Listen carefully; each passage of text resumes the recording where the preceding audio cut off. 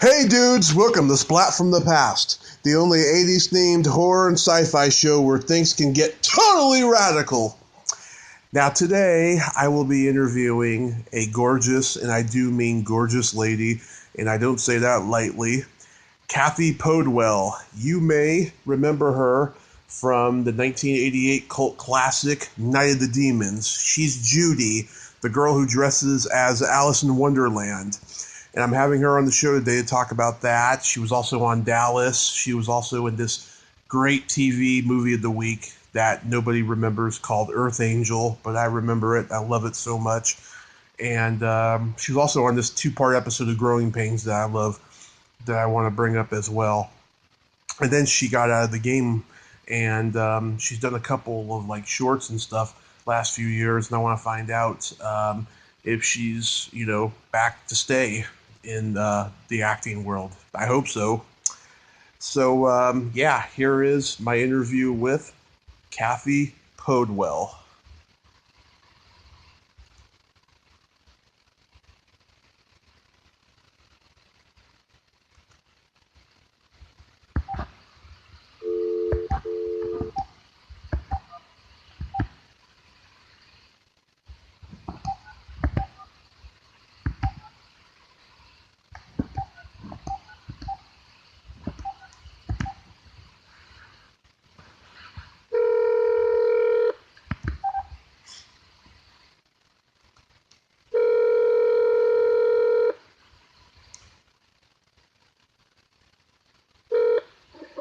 Hello.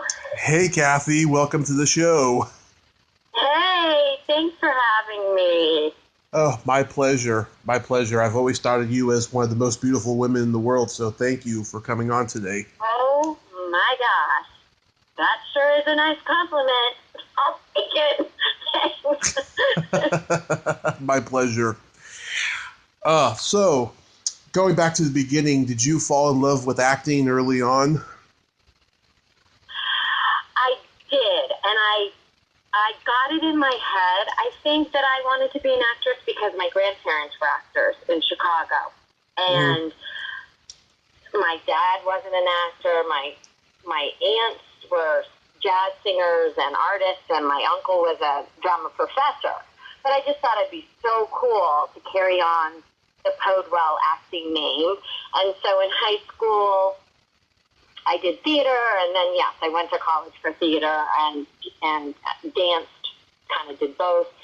So, but I thought when I first got to college that I would be practical, and I would major in something, maybe I was going to be a physical therapist, and then just have something to fall back on.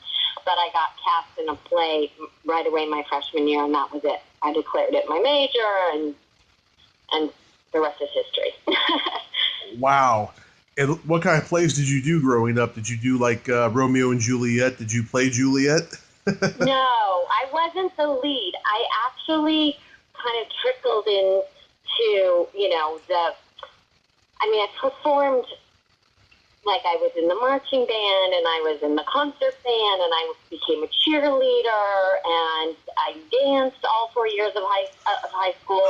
And so I started doing theater, but I was like more behind the scenes. And then I only did 2 plays. I did finally my senior year. I was like, okay, I'm going to go out for them. And I was just a small part in The Crucible.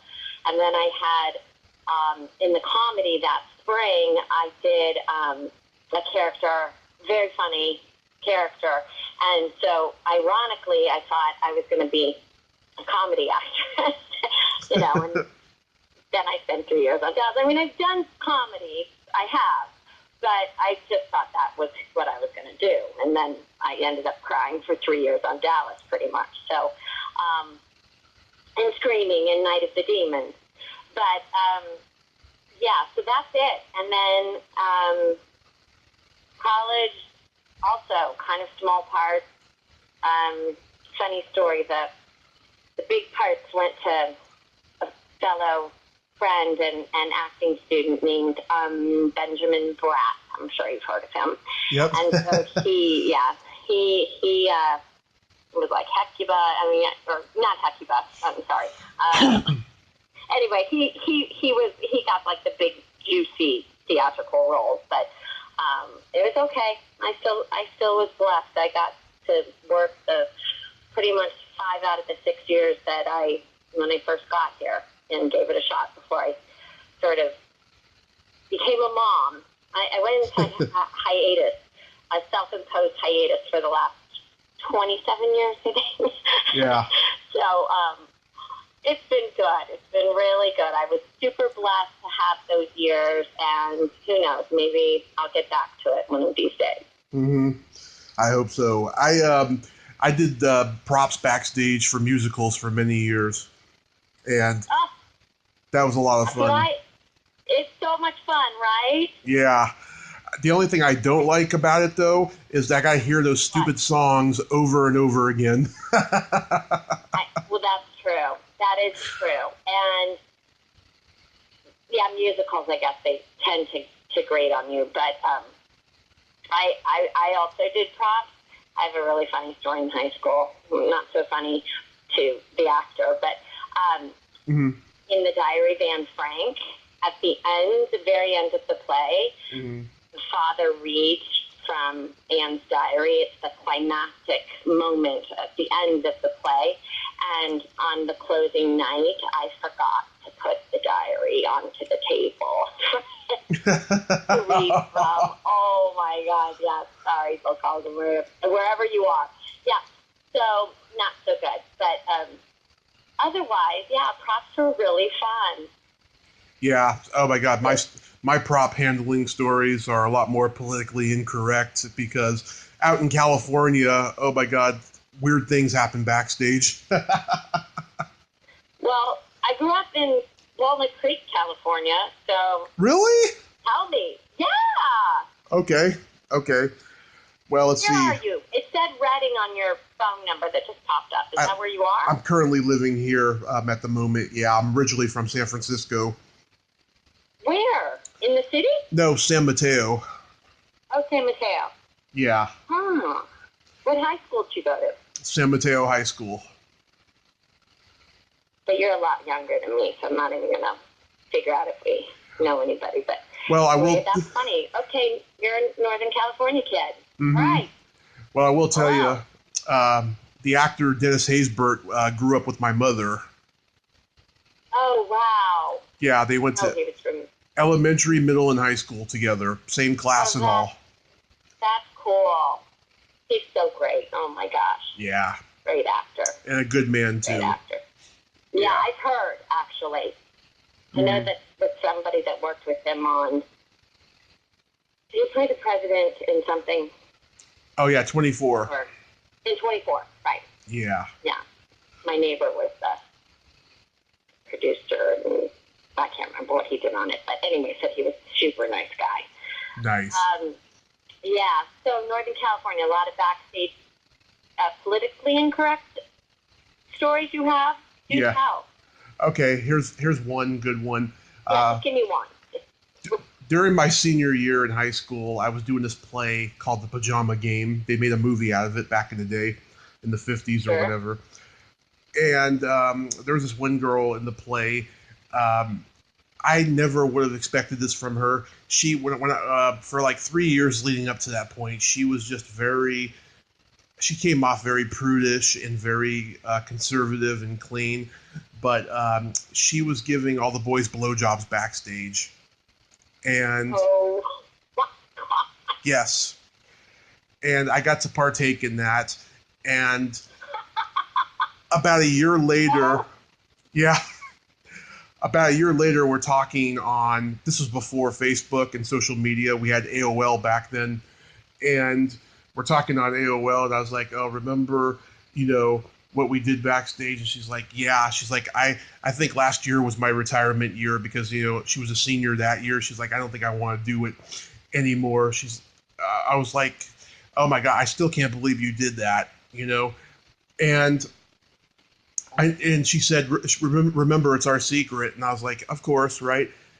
And I ran into her like maybe 6 years later, and she was really nice to me. And then I saw her at her 10-year reunion because she's a year younger than me. And I guess she had heard that I accidentally told somebody because she was very much, giving me the silent treatment all night and didn't say nothing to me. Oh, God. Yeah. Yeah, I would have never have expected that from her. Well, and that was the last time you saw her? Was at her reunion, yeah, and she's not even on Yeah. Facebook. Yeah. Oh, really? Yeah. Oh, wow. Yeah, but I'll remain nameless. Yeah, but that's a politically incorrect story that I have. Oh, yeah, that's a good one. That's a good one. But okay, mine was a lot more innocent, just forgetting the diary. Okay. About as juicy as it gets for me, right there. That's it. Yeah. But you're originally from Evanston, Illinois? Yes. Born there, lived there for 2 years, and then, like, the bad winter, I think it was 66 when I was 2, and my dad it was a horrible snowstorm, and he was like, that's it, I've shoveled my last winter of snow. And my mom was originally from Santa Rosa, California, so they decided to move out to Berkeley, and my dad was a teacher in Berkeley, and we lived in Berkeley and El Cerrito, and then moved to Walnut Creek before 5th grade for me. So definitely a Northern California girl, although we'd go back to Evanston and visit my grandparents and my aunts and uncles, but I consider myself mostly a California girl. Mm-hmm. Did you go to school with Laurie Kilmartin? Who? Laurie Kilmartin. She's a stand-up comedian. She's around your age. No. Yeah, she's from Walnut Creek, and I'm a stand-up comedian. I started in the Bay Area, so I think I met her one time, but I do know she's from Walnut Creek. Huh. I'll have to look her up. I don't think I know her. Yeah. Well, there were 3 sort of high schools in the area, so it could have been she went to a different high school. Mm-hmm. But I'll look her up. Okay. So when did you move to LA? After college, so I moved in 86. I'm going to say 86, 85, 86, oh my gosh. 85, 86. Yeah, one of those years. And, yeah, so just like I said, I spent about a year waitressing and getting sort of like familiar with, I got into an acting class and figured out how do you get an agent and all of that, and one thing led to another. And I had a friend who was going to Chicago. There was a show called Lady Blue, and he became friends with the next episode's director. And so he kind of said, oh, my friend is dying to get her SAG card. She's, blah, blah, blah, and, do you have anything for her? And he goes, well, I have a local role, and I would taft-hardly her and get her in the union, but she has to be a local. And my aunt still lives in Chicago, so I flew myself to Chicago, stayed with her, and got my SAG card. So I was super lucky. And the cool thing, and I've said this about that job, Lady Blue, was it was a teeny tiny part, like a couple lines, but got my SAG card. The coolest thing is that I was killed in the episode by 2 actors, and one of the actors was Johnny Depp. Ah. So that's kind of cool. Yeah. Yeah. Johnny Depp and David Oliver, actor who's since passed away, great actor. Anyway, and they, that was my entree into the business. So of course my kids, that's the coolest thing. I've got a picture with me and Johnny Depp hugging. Yeah. Another one of your first roles. I remember this so well. You did a 2-part episode of Growing Pains. I can't believe you remember that. That's hysterical. Well, what I remember about it the most is that Johnny Dark was the DJ. That's funny. I haven't thought of that in forever. Yeah, he's doing like that. He's doing that Tarzan call like every time. Yeah, it's like Wolf. I think he's trying to do I have this image of like the Wolf Man, or something, right? Yeah. Yeah. That's funny. I haven't seen that episode. I know they rerun it on something somewhere, or at least they did. Oh, they used to a long time ago on the Disney show. Mm-hmm. But on the Disney Channel. But I don't think I've seen it since '87 or '88, whenever it came out. So that's funny. I think it was fun. That was fun. That was like the comedy. That was the girl that I thought I was going to be. You know. I mean, in that sense that I got to play this really kind of quirky character with a funny voice. I thought, oh yeah, that's me. That's my shtick. Mm-hmm. Yeah, I last time I saw it was probably around 2002. It was on, I think, Family Channel or something like that, and I was just laughing because I hadn't seen it since it was first on. I was like 4 or 5 when it was first on. Right. Oh God, that's hysterical. Oh my God. But that, very funny. But that was a good experience. Great experience. Great. Like really, I have to say, and this is going to sound so like, oh, happy, but it's true. And I've said it before. I have not had a bad experience on a set. Like no divas, no, no sordid tales of, sexual assault or, nothing. I really was blessed. Great people, and that certainly was super cool because it was growing pains even at the time. It was like a hot show.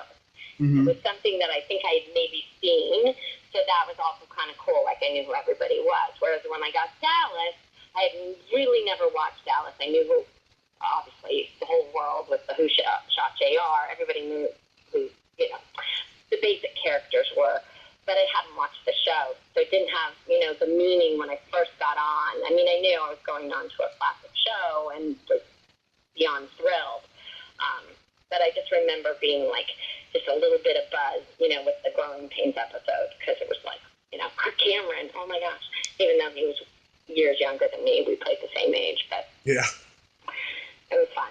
It was really fun. Mm-hmm. Yeah, I love that show. So how did you get cast? How did you get so lucky into being cast as Judy in Night of the Demons? I got an agent that just, that sort of like, he wasn't obviously in a big agency. Those were the kind of projects he was being sent. And so I went out and I read for the casting director and didn't think anything of it. And then I got a call back and I came in and I read for the director. Or maybe even I read the first time and it was both the casting director and Kevin, the director. And then she had to actually fight for me because when they went back and reviewed all the actresses they'd seen, Kevin tells a story that he looked at my headshot, which was sort of a more sophisticated headshot. And I actually had the same sort of problem with Dallas. I think it was like reading a little old. And I was playing years younger. I was playing high school, but it read. And so he didn't remember. And so the casting director, God bless her soul, said to Kevin, no, you really liked her, and she looks a lot younger. Come on, let me call her back in, and you'll see. And so when I came back in, he was like, oh, that's it. That's right. Okay, let's hire her. So that's how I got it. Phew. And not one of us ever, including Kevin, the director, or Joe, the writer, or Tedra, the casting director, none of us would have predicted that 30 years later, here we are, and it's a cult favorite, and it spawns, a sequel and a big budget remake. Nobody. I thought it came and went, honestly, up until about maybe 7, 8 years ago. The Trader Joe's I go to had this employee that, I'd always catch his eye, and he just looked at me weird, and I thought, do I know him? No, he's too young. I don't know him. And I just didn't think anything of it. I just was like, oh, here he is again. So finally he came up to me and he goes, are you Cathy Podewell? And I was like, what? How do you know that? How you know that? And he said, Night of the Demons. And I'm like, and that blew my mind because I was like, well, wait, you're way too young to have seen it when it came out. Like, how do you know about it? And he goes, oh my God, are you kidding me? And so he's the one that told me, oh no, there's like this fan base and it's a cult classic and blah, blah. And then like a year or two later, Kevin reached out to me. We reconnected because the director and I had kids about the same time, and when they were younger, we got together all the time, and then we sort of lost touch. And so he was like, yeah, it's true. And then along came the Blu-ray DVD for the 25th anniversary, and then the re-release for the 30th anniversary. And so we've been able to get together as a cast for various appearances and screenings, and it's a kick in the pants, I'm telling you. We pinch ourselves every time we get together. We're like, can you believe this? No way. I know. And again, a set that was super fun. And we were all young. I mean, it was really pretty much, I'd say only Linnea had, who was already a scream queen, classic scream queen that she is. Mm-hmm. She was she was the known. And I think Amelia Cade, who plays Angela, had done the Stray Cat video. And so I think that's how the director came to find her. But the rest of us were pretty much unknowns. And so, we were, come on, let's put on a horror show. Our gang. And so we filmed in this abandoned old house near downtown LA. And it was 3.5 week, mostly night shoots. Crazy. It's really fun. Really fun. Mm-hmm. Yeah, Linnea's been on the show twice, and she interviewed me for her documentary, and we get along so well. I mean, we're both Geminis, and we're both perverts. Oh, you know Steve Johnson, then? I haven't met Steve. Guy? I haven't met. Never met him? I haven't met Steve yet, but I've been in his presence at a convention, but I didn't get to talk to him. Oh, he's the best. He is hysterical. And you'll go, oh, that's why he and Linnea were married. It's just, oh my gosh, it's so funny. Oh. I love Linnea. She's such a sweetheart. Yeah. I've done a couple of conventions with her, and, we have like a person come up every once in a while to our tables, and then Linnea's line is like out the door and through the convention. That's her. It's mind-boggling. She's amazing. Yeah. What a sweetheart. Big heart. Really big heart. She's a jewel in the rough, I'll tell you. Yeah, a jewel in the rough. She is. Yeah, I love her. I've been trying to get Amelia on. I don't think she's read my message yet. She has been. I'm not sure if she's back in town, but she's this like incredible. Well, she's an author, and she's like basically an animal whisperer. I mean, she's a clairvoyant animal. I don't know exactly what she calls herself, but she travels all over the world, and I think she was just on a safari. Was in England giving a talk. So she's super busy and hard to head down, but she'll get back to you. Believe me. I hope get so. it eventually. I hope so. That'd be great. Yeah. She's another sweetheart. Wait till you meet her. Oh my gosh, love her. She's such a beautiful soul. Really. Oh. Person. Really. You'll see. I told Linnea and Kevin that Linnea's transformation scene was a huge staple of my shallow male fantasies when I was like 13. Oh, get in line, buddy. Get in line, right? I mean, for sure. I mean, that's the amazing thing about the fans of this movie and people that will come up, at screenings or conventions and just like, oh, this movie, you have no idea what, effect it had on me or what it meant in my life or just, I mean, sometimes it's a little bit scary that like, oh, yeah, I saw this movie for the first time when I was 5 or something. Yeah. What? Yeah.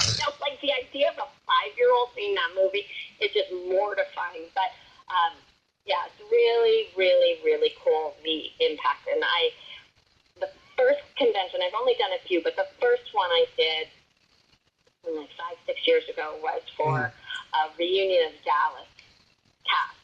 Wow. And in Hollywood, it was called the Hollywood Show, and it was Dallas reunion.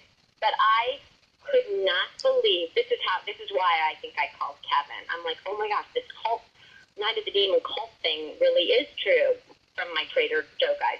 Because that was when, or maybe it was 7 years ago. Anyway, and that was when people that would come up to me at that table of Dallas, only half of the people were there for Dallas stuff. The rest were Night of the Demons. Oh. It was mind-boggling. I couldn't believe it. So the Night of the Demons fans are a unique and special and sweet group, that's for sure. Mm-hmm. Yeah, I interviewed a Canadian actor who was in one of the sequels, and I prefer the original by far. It's an immortal classic. That's what I've been told, right? People. I haven't seen any of the others. Isn't that crazy? Mm-hmm. We should, but then I get to remain neutral because I haven't seen them. But yeah, I've heard that before. So, but what did he say? The Canadian actor.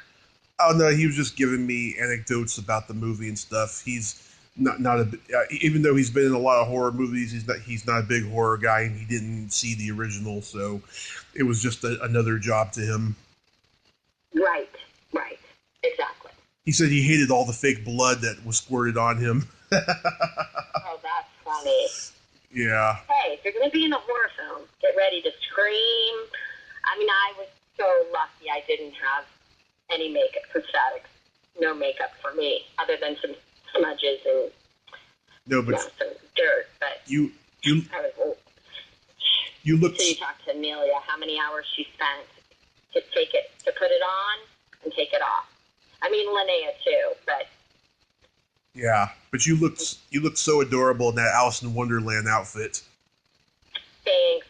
Originally it was written I was going to be dressed in a Red Riding Hood costume, and Kevin thought that was sort of too demonic, and so, that I was in red or whatever. So he came up with the Alice in Wonderland idea, which is great because it's like the metaphor for falling in the rabbit hole and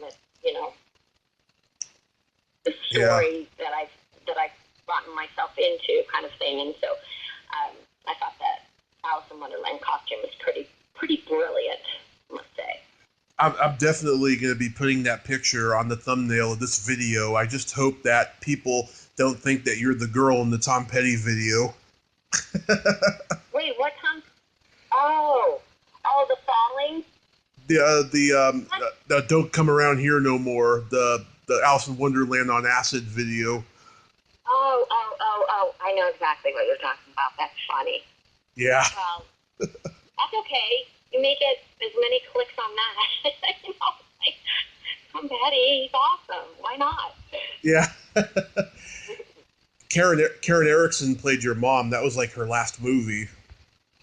It was? How do you know? I always wondered what happened to her. I looked it up on IMDb. I mean, she had a promising start. She was in the Boston Strangler movie with Tony Curtis in the 60s. And then, after this, I guess she just got out of acting.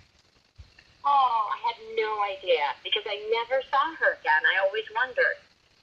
I forgot. I could check up on her on IMDb. I love IMDb. It's so amazing. It's like, what's that actor in that movie? And they were like, let's just look it up. That's a handy tool. Mm-hmm. Love it. Do you get a lot of compliments for your naked ass in this movie? I don't really read. I don't know. I doubt it, to be honest. Not to be mean to me, but I don't know. I don't think so. When you've got Linnea's boobs and and Jill Tereshita, oh my gosh! I mean, talk about bodies.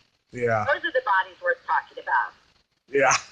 Sorry, but definitely. Yeah. Oh my God. So how did you get to play Callie Ewing on Dallas?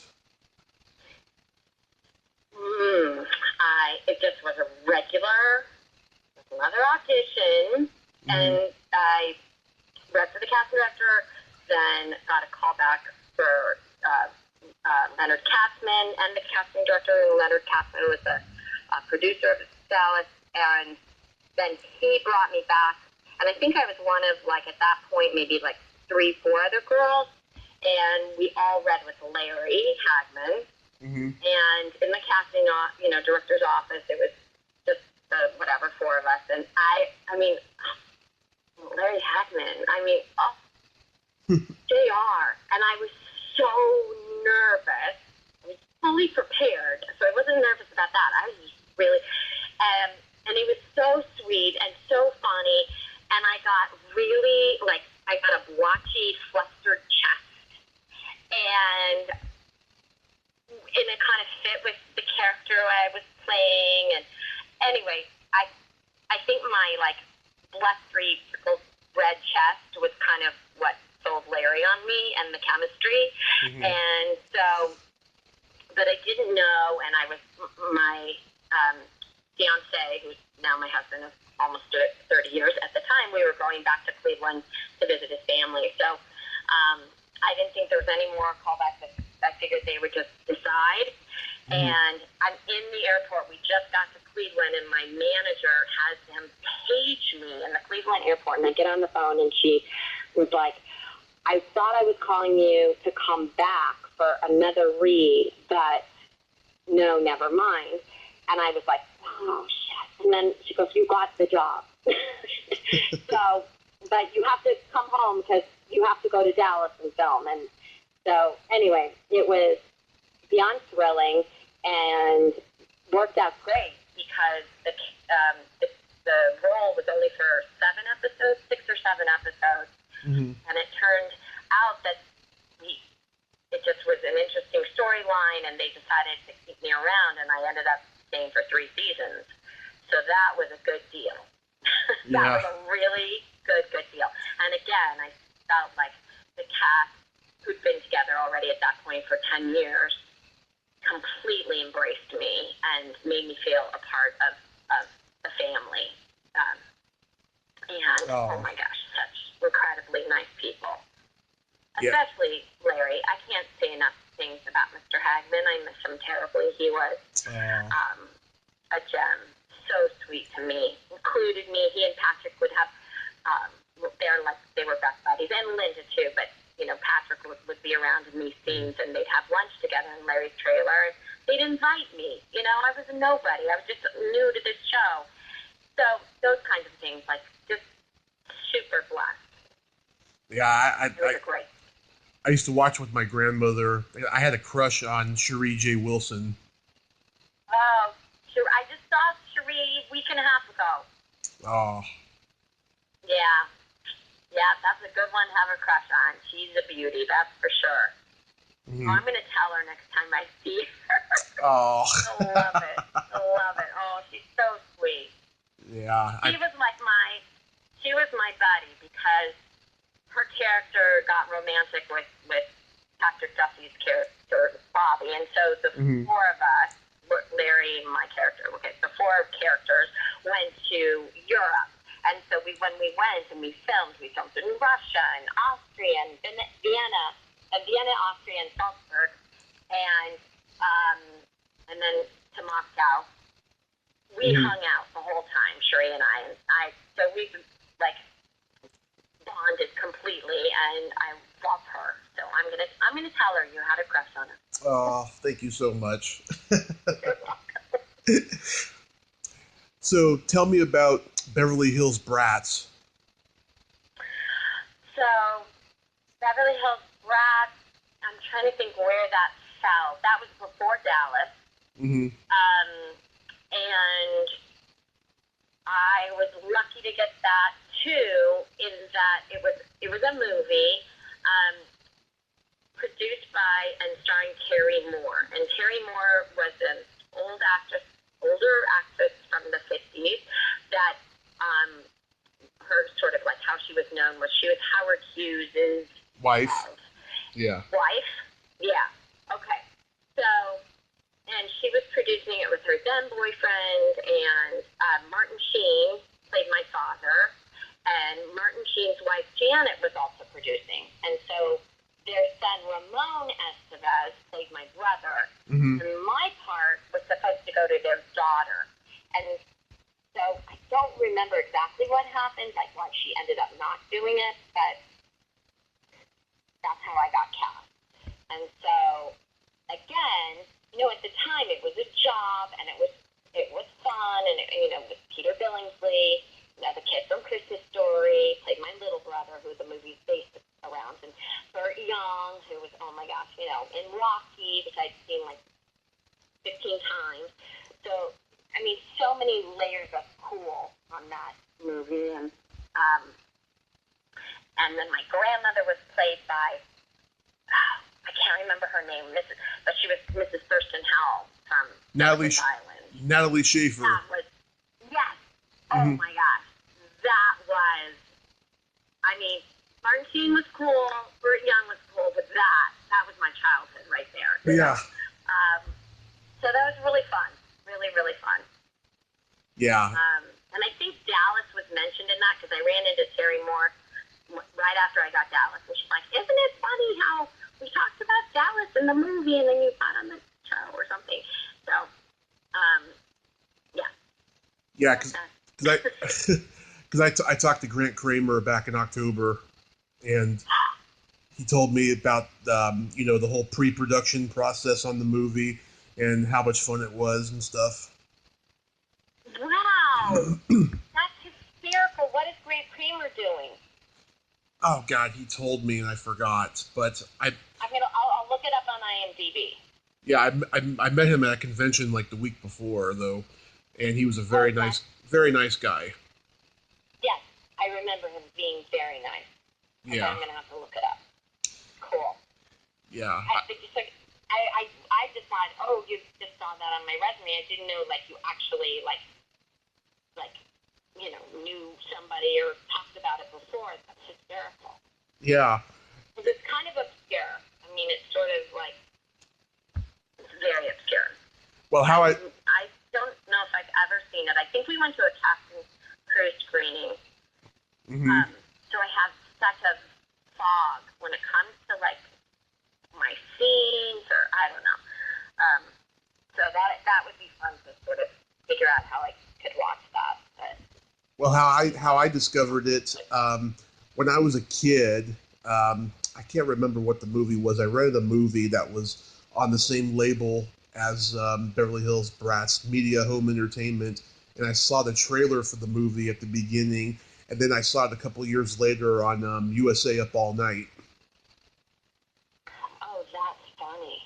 Yeah. Well, that's funny. I don't think I ever got a residual from that movie. Well, that's common with little movies, unfortunately. It is. Oh, totally. I'm joking because it, you know, it would be like $1.50, literally. So, that's what there. Now, I still get excited though. Believe me, I did a residual check from whatever, like Murder, She Wrote. They play all the time. Walker, Texas Ranger. Right. Those are the ones I did. And then they're like literally $6. And my husband and I play this game. Okay, honey. I put it to her forehead. You know, like, okay. I think it's $7.64. And then he's like, nope. I think it's $11. You know? And we're like, oh no, we were both wrong. It's $2. So, okay. Free money. It's okay. I contribute financially somewhat to this family. That's what I say. Exactly. Right. Now comes my favorite role from you, Angela in Earth Angel. Oh my gosh.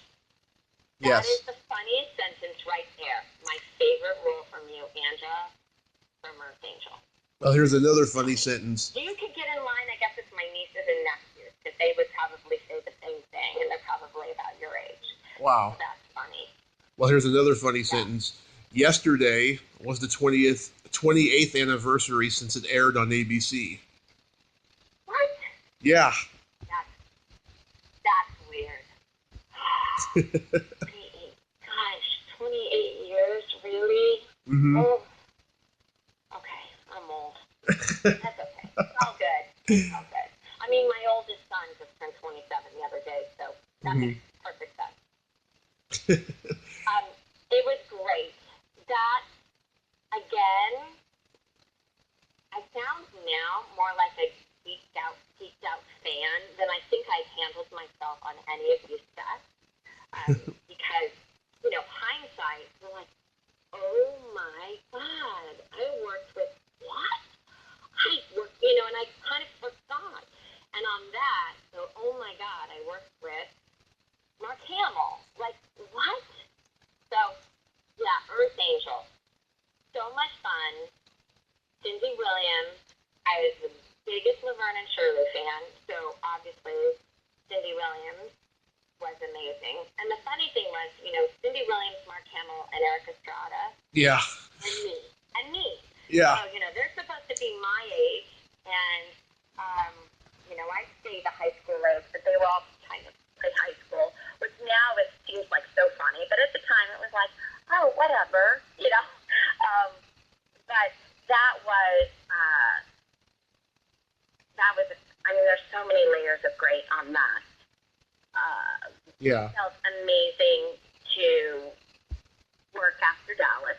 Amazing to have that lead role with all of these, actors from my childhood. The dad on Mr. Ed was the grandfather. I mean, just, again, Roddy McDowell. I mean, granted at the age, Roddy McDowell. So, and again, at the time, it was just a job, and everybody was nice, and I wasn't, freaked out. I'm more freaked out now. Wow. But just fun. My only thing that was hard about that, the director and I didn't quite see eye to eye. And so he wanted Angela more amped up and over the top. Mm-hmm. So when my nieces and nephews wanted to watch it, which was every time I ever saw them, I would kind of have to leave the room because I don't like to watch myself, but it just was cringing to me. They added gun smacking noise, and then I just thought it was way too over the top. I mean, I know everybody who loved it, and that's fine, but I'm just talking from, what the director, the sort of the push that he was giving me, and I remember how uncomfortable I felt Right. At the time. But other than that, the producers were super great, and I went up against some pretty big actresses in the we all did a test for the network, and so I thought for sure they were going to get it. So again, it was super thrilling when I got it, and it was fun. It really, really was fun.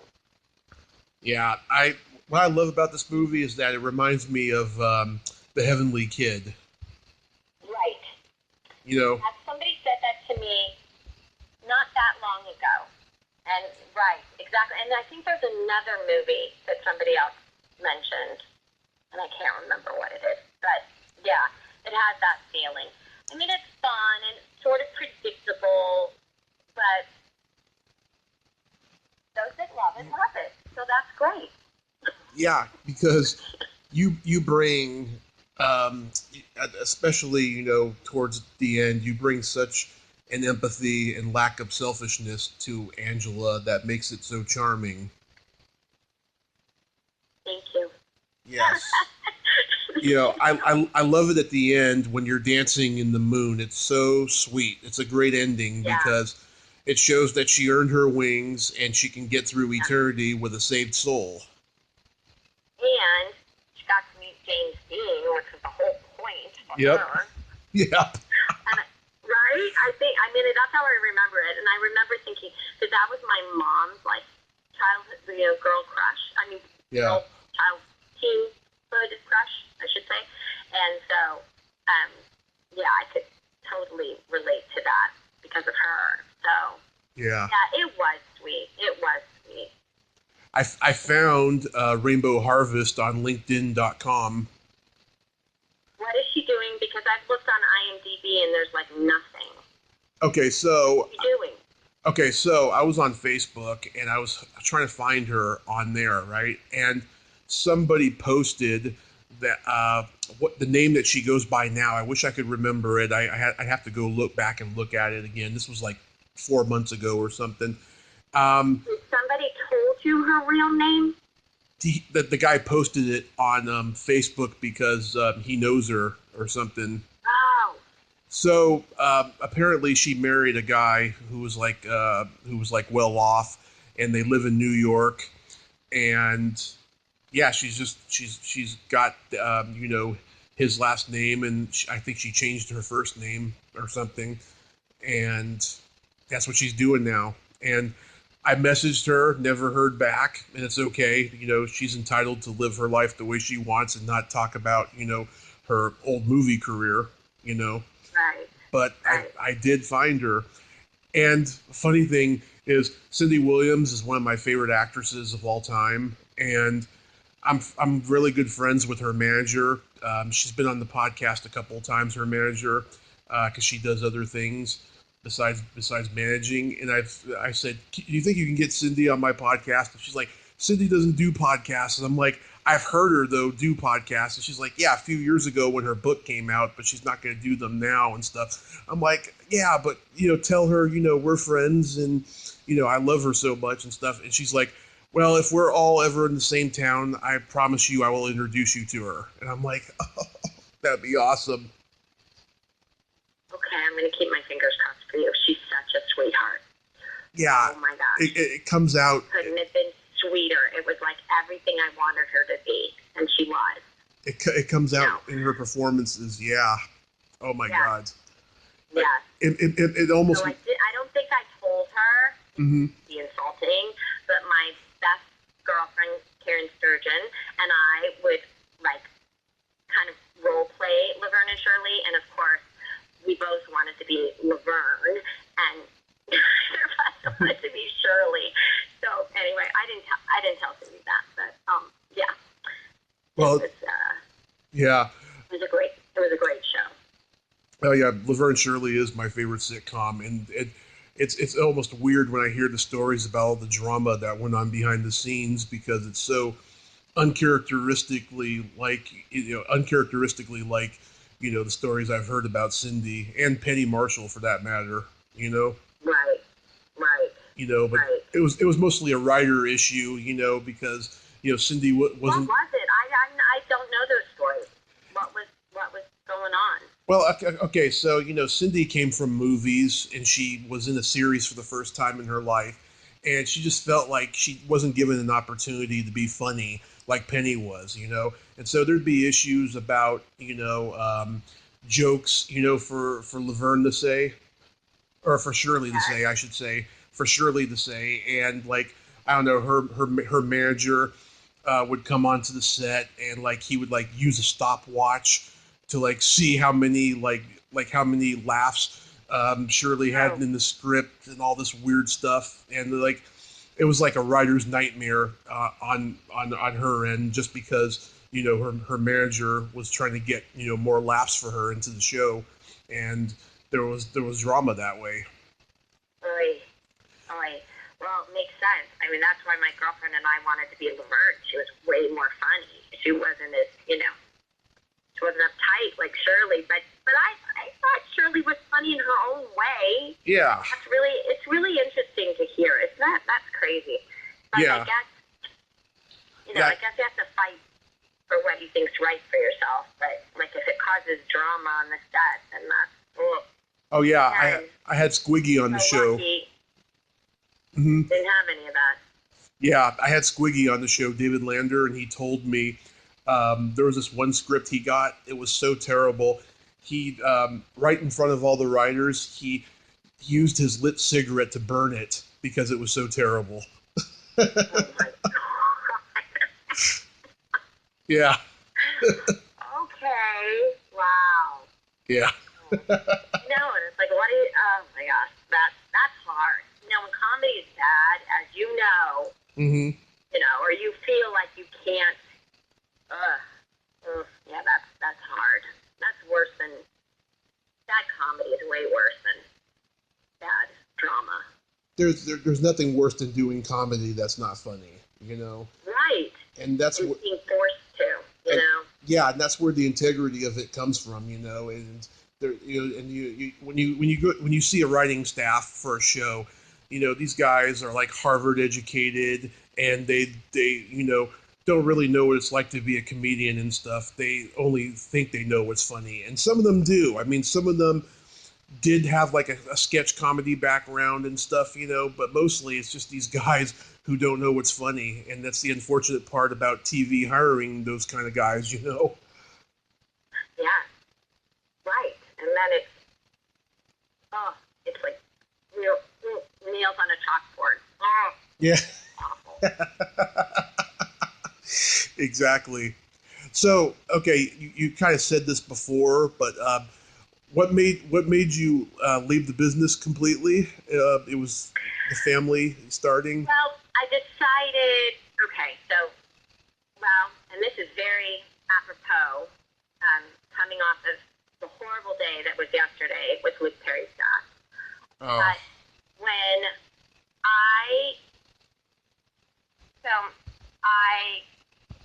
the last thing I did was Murder, She Wrote, and I was like 2 months pregnant. I had my son in 92, in March of 92, and 93, I got a call from the casting director who cast me in Growing Pains, Christian Slater's mom, Mary Jo, and she said, would you come in and read for 90210 because Jason Priestley is directing, and I know, anyway, she just knew who, that I was easy or whatever, to work with, that she said, would you come in? And so I did, and so I was still nursing, and I got the job, and I was like, okay, so I was a full-time mom. My girlfriend had a baby the same age, and so I said, wait, would you take care of my kid for a week while I go shoot 90210? And had a blast. It was great, but there was a problem, and within the episode, there was a commercial we shot within the episode, and anyway, there were some problems, and so they had to reshoot a bunch of stuff, so I had to work another week. And so then my son was like not interested in nursing anymore, and I sort of bombed, and it was really hard because my girlfriend had to watch my kid a second week. Anyways, I was like, okay, either I'm gonna hire a nanny and do this acting thing and be on call, because your agents don't want you to pick and choose. They want you to be all in. They want to send you out for what they want to send you out for. You got to go. You can't say no. Too bad if it shoots out of town. They just want you to work. And I was like, no, I don't want to go read for that or this. And so it was just like there was tension, and I didn't have a nanny. And I just decided I didn't want to be that kind of mom. I wanted to be a mom, and I didn't want to miss it. And I felt like, well, I can act when I'm 80, but I could get shot to be a mom of this little beautiful boy, like now. Yeah. So after 90210, I pretty much, except for when my daughter was born 2 years later, I got a call from the producer of Dallas, who was now producing Walker, Texas Ranger with Cherie, and they called me to sit down to Texas to do an episode. So I was like, of course, So that was fine. My in-laws came and watched my kids, but it was just hard to juggle, and I just felt like it's just easier. I can come back to it, and I didn't think I'd be away from it this long. Mm-hmm. But my youngest is 17. Look, she's a junior in high school. So I'm just now, this year, more serious about getting back than ever. I talked about it throughout the years, but it was hard to bite the bullet. But I'm sort of dipping my toe. I'm taking these seminars at Screen Actors Guild about the business. It has completely changed. I mean, yeah. It is completely changed. So I am 100% starting over. So starting over that the guy basically said at the resume workshop that like, if you have credits on your resume that are older than 5-10 years, or those shows aren't on TV anymore, you can't put them on your resume. And I'm like, great. I now don't have a resume. So when I came up to him after, I'm like, even if it was like really cool jobs, or I was a regular for 3 years on a show, and he's like, is it on anymore? I go, no. Is it older than 5 years? I go, yes. I'm like, yeah, no, it's like older than 25 years. He goes, no. So anyway, but I just have to say something because I don't want to just gloss over Luke Perry. I just have to say, go right ahead. So beyond tragic. I cannot tell you how much I loved him that 2 weeks. He was the best part of that 2 weeks. And Jason was great. It was his first time directing, and it was so much fun. And Ian Zierling was also equally great. And I worked with, my character worked with those 3 guys, but or the 2 guys, and then Jason was the director. But Luke, oh my gosh, he was so. And I've read a few things yesterday. People posted who've known him, worked with him, and it's like that is what everybody said, that he was a really nice guy. And it was so great to hear, because if you don't know if it was an isolated thing or he was young, and it's so good to hear that all these years later that's genuinely who he was. It's a really nice guy. So anyway, it's tragic, and I don't want to keep talking about it because I'll get really upset. But yeah, so 90210 pretty much is when I was like, I'm going to just do this mom thing. So anyway, I'm going to try. I have a dear friend who wrote a one-woman show, and I just did a play reading of that on Sunday night, and the next step is for us to find a theater to produce it in and do that. So it's got some things, I'm pushing myself from, I'm trying to slap myself back to get back out there, because I have really no excuse now. My oldest is just fine as a junior. She's on her way, so it's time. So if any of you listeners out there want to hire me for anything, please do. I'm ready. Yeah, I think you're ready too. And it's funny, the last 2 years I've been doing this podcast, I have come across so many people who, got out of the business, late 80s, early 90s, and, they've been, slowly coming back to it the last 5 to 10 years, since the convention circuit has, become oversaturated and really taken off, and it's enabled them to, sign autographs for fans they didn't know they had. And it's just, so many people have had just amazing comebacks from it. I mean, now they got those Kickstarter campaigns for like independent movies, and they get the fans involved. I've been lucky enough. I've donated a couple. I've donated to a couple of movies that haven't been made yet, but they're about to. And I get to have my name in the special thanks in the credits. I mean, it's so cool. I know. Well, Night at the Demons. Speaking of the same kind of thing, there was a campaign, I think Indiegogo, for the Night at the Demons documentary, which they raised money. They had already shot, my interview, Kevin's interview, a bunch of the interviews had already been in the can, but they needed more money, more funding, and so, and I just thought that's genius. Put it out there to the fans, and that's who contributed. I think that's so beautiful. What a great thing. That'll be so much fun for you to see your name up on the screen. Oh, it's going to be fabulous, And I even auditioned for this one movie. I don't think I got it, but at least I get to have my name in the credits, and there's all these big names that are in it too, It's just fabulous. Cool. So cool. And you do comedy stand-up, you're saying? I do stand-up comedy. I act a little. I am aspiring to be a horror host. I'm filming a pilot for my own horror show in May. I'm going up to San Francisco and getting together with friends, and we're going to shoot it.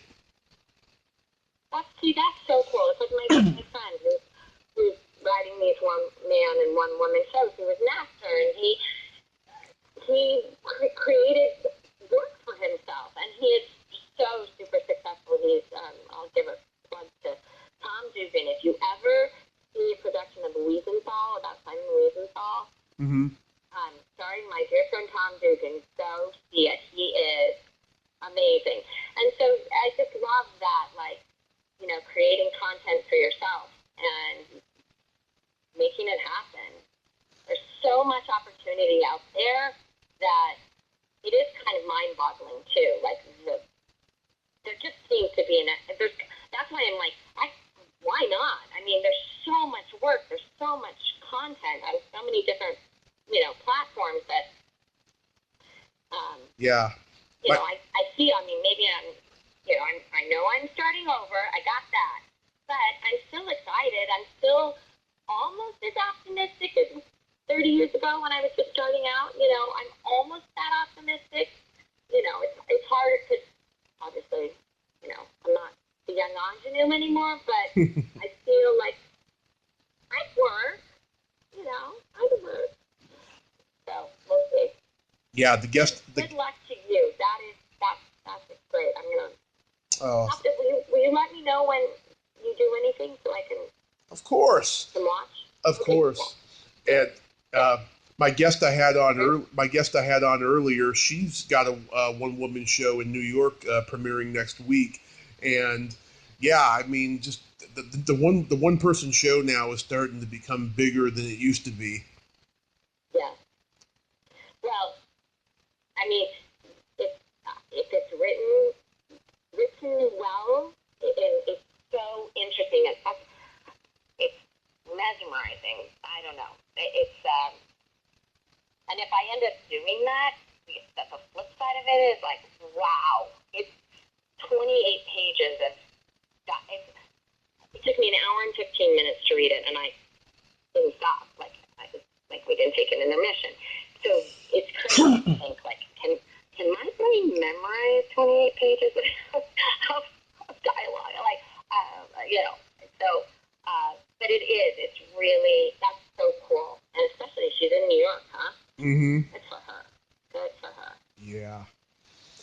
But so before we wrap this up, I have a very funny joke that I like to tell guests. Okay. I'd be scared.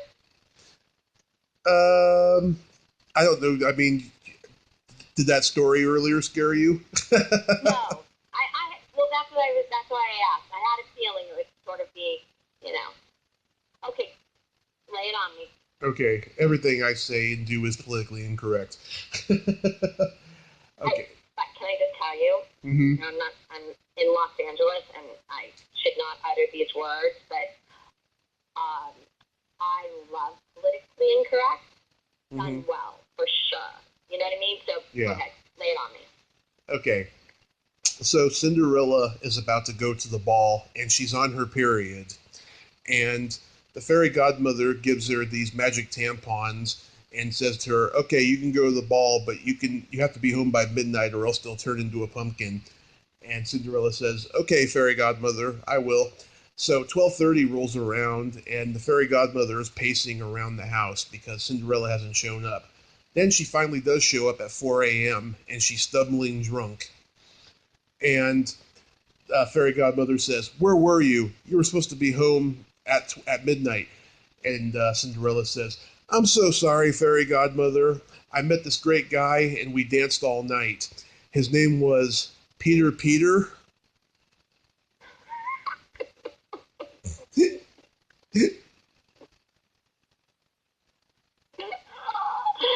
That is so funny. You like it? Really funny. Oh my gosh. I want to remember that. I'm the worst joke teller. Oh, I want to remember that. Oh, yeah. When I listen to the podcast, I'm going to write down. That is really funny. Did you make that up? I heard it somewhere, but like... Oh my God, that's hysterical. I like telling it to people, especially at like dinner parties with friends who are just like me. I was just going to say, oh, you're that guy. I got it now. Yes. I love those kind of guys. By the way, just so you know, that's very funny. Thank you. I love that. That was mild. That was okay. I was expecting far worse, just so you know. Oh, I can go far worse. Oh, I know. I'm sure you can. Oh, that's funny. Well, it's been such a pleasure talking to you. And you'll have to keep me informed of anything that you do, okay? I sure will. You are another jewel in the rough. Oh, thank you. Yes, this has been just a great honor, and I'm just the luckiest fanboy in the whole wide world. I get to talk to everybody I admire. It's so amazing. I know, it really is cool. Again, like I said, I'm sort of, I can also, reflect back and be this crazy fangirl and be as grateful as you sound. So I know how you feel exactly. And I'm honored that I am basking in some of that, fanboyish compliment, I should say. So thank you. That really, really made my day. I'm so honored glad that you are a fan and you know my work and we could talk about it. It was really fun. Oh, thank you so much, Cathy. My pleasure. And All right, honey. you have yourself just the most awesome rest of your day. I will. You too, for sure. Thank you. All right, take care. I'll talk to you again. Okay. Okay, thanks. Bye-bye. Bye. Well, there you have it. Cathy Podewell. Ain't she a sweetheart? Yes, she is a sweetheart. Thank you so much, Cathy. I love meeting grateful people like you who are just so amazing. If you like this video, everyone, please subscribe to my YouTube channel. Add me as a friend on Facebook. Join my Tommy Kovac comedian page on Facebook. Follow me on Twitter and Instagram and all that fun stuff. Well, that's all time we have this week on Splat from the Past. Until next time, this is Tommy Throwback Kovac saying, there's no shame in living in the past because the present sucks. Later, dudes!